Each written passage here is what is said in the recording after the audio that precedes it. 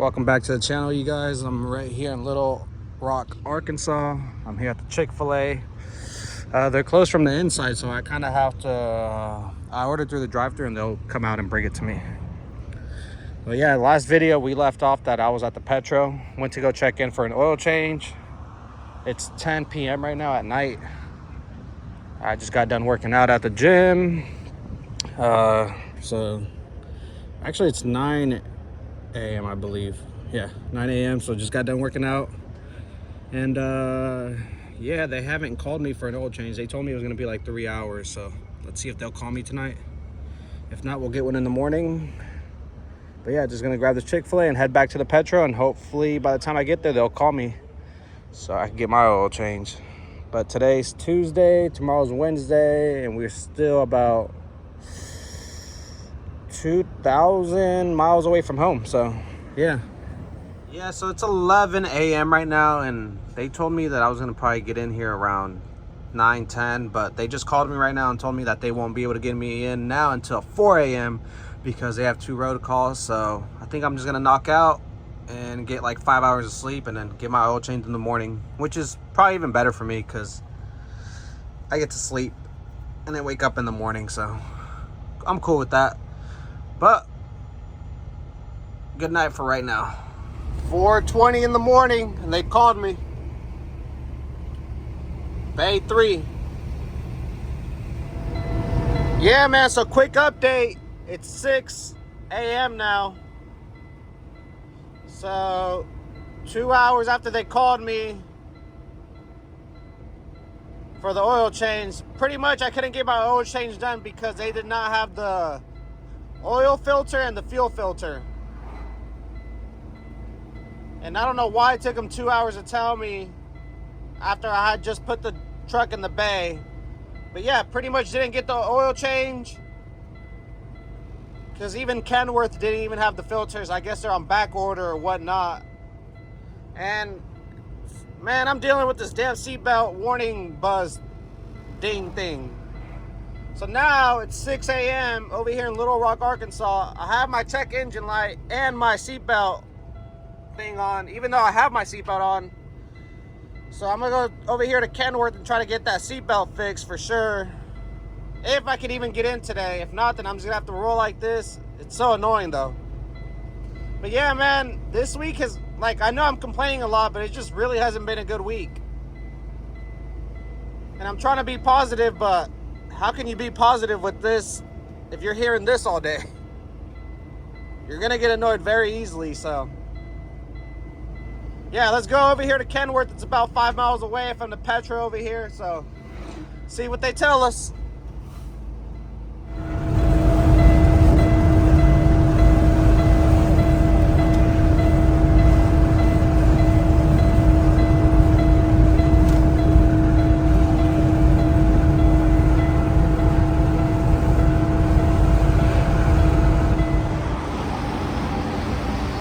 Well, it looks like they're gonna get me in right away, which is good. So I'm gonna go park the truck over here and go chill in the lounge till they let me know. But man, they charging hella an hour here. I think they're charging $250 an hour.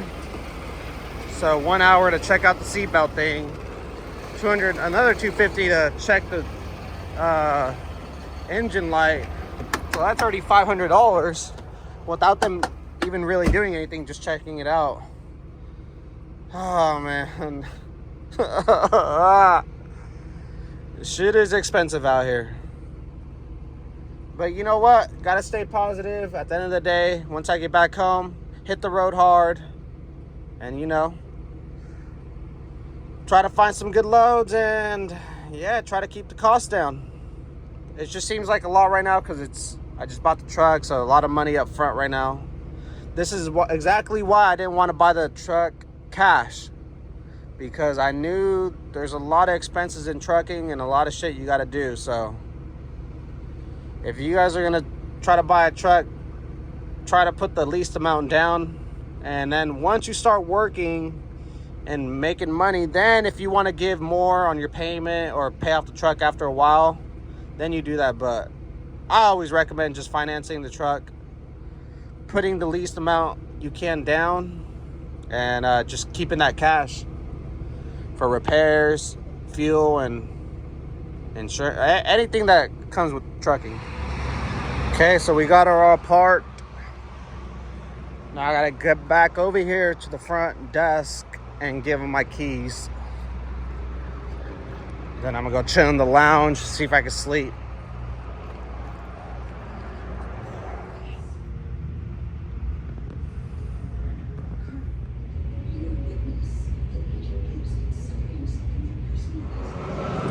Man, oh man, 1:20 p.m. and we're finally out of here.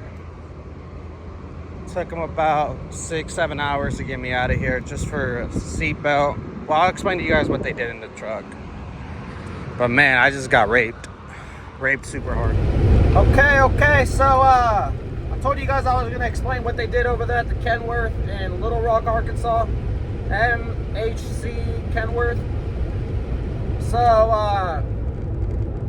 for the seatbelt alarm, I guess they said that they just pulled the seat up and checked the harness, and I guess there were some wires, there was like a wire or two that was damaged, so they had to replace harness and plug. I guess they had to just change out the harness, and yeah, that was pretty much it. It was just some wires that were freaking messed up. So that took them about 1.3 hours on here, on the paper it says right here. And that, so to get that fixed, it came out to be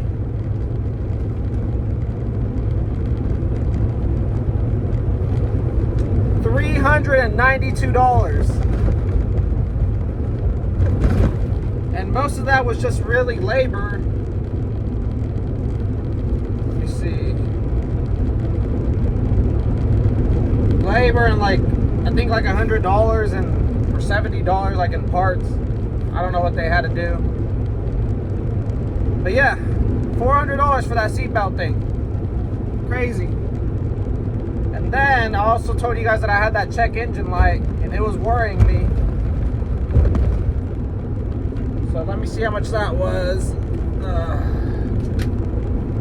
So right off the back, just to check it out, that check engine light for them to plug it in, whatever they do on the computers, automatically $300. Let me see if I can find exactly. So that's about $300, and then they had to test drive it for the check engine light, respect vehicle, printed code, log file valid, data valid, but too low with only one, count over 600 miles ago. Looked up troubleshooting, step 1, is this code inactive? Yes. Cleared codes, took truck on 30-mile test drive and no engine light. So they pretty much said that so something, when they checked it on the computer, something popped up from 600 miles ago about that they cleared the code and it should be good now. So luckily it wasn't nothing wrong with the truck, but at the same time I didn't know that. The check engine light just popped up, so I was already getting worried. I was like, man, what if something's wrong with the truck and I just got it and they lied to me and they tricked me?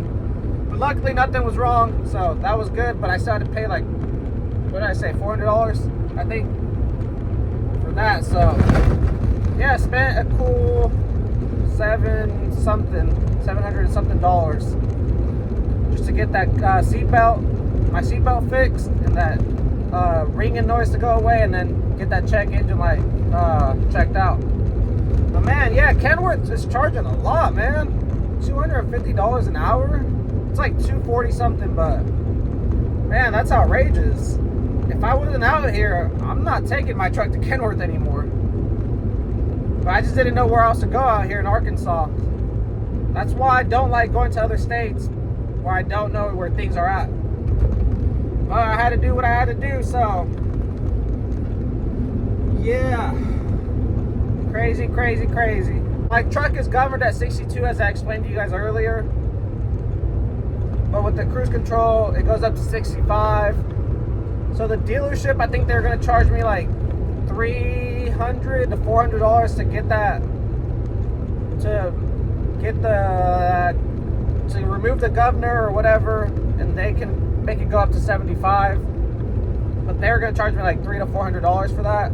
And I got a guy in California that charges $150, so I think I'm gonna wait, even though I would really like that extra 10 miles per hour right now.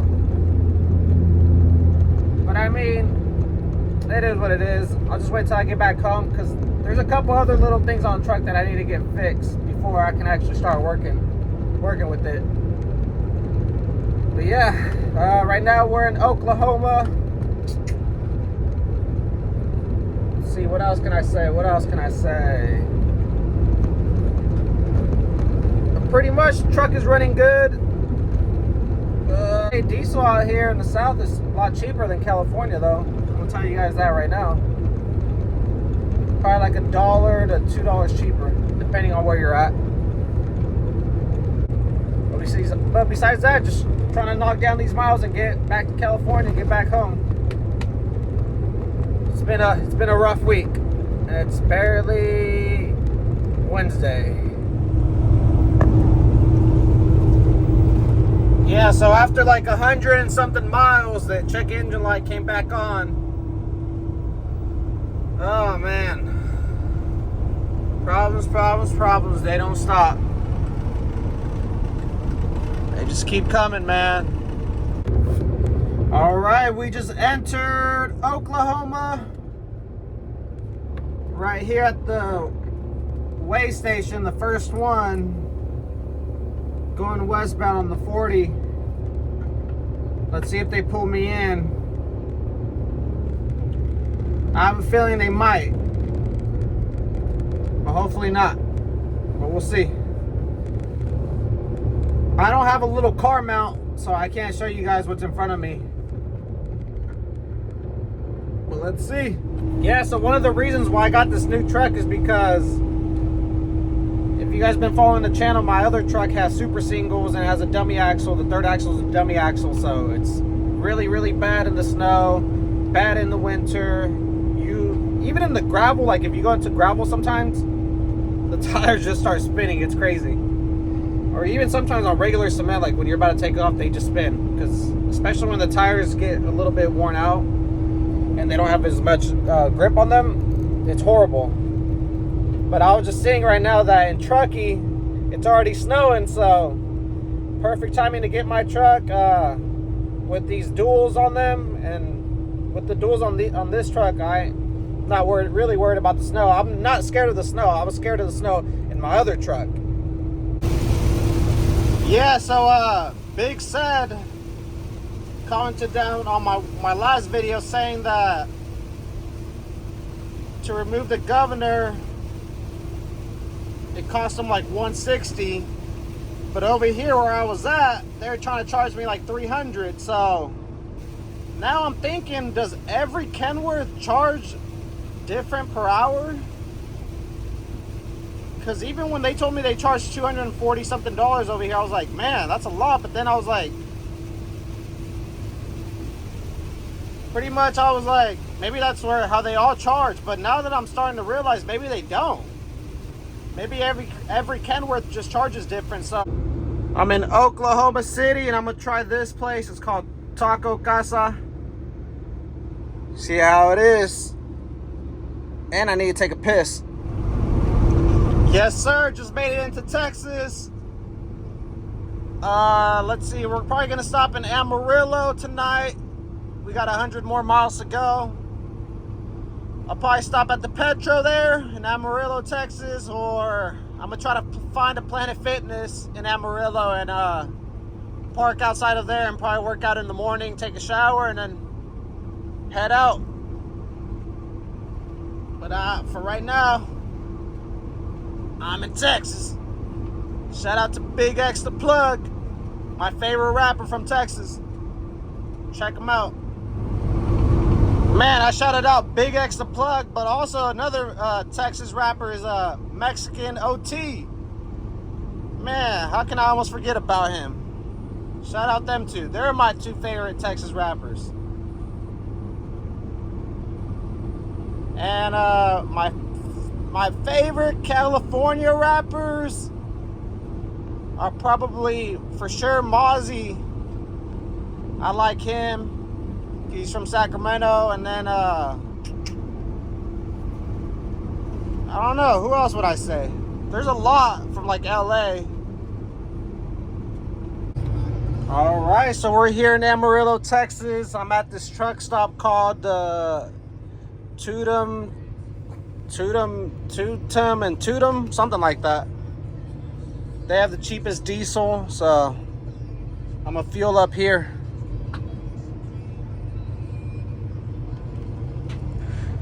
Toot it and boot it. I'ma toot it and boot it. Toot and toot 'em. Toot and toot 'em.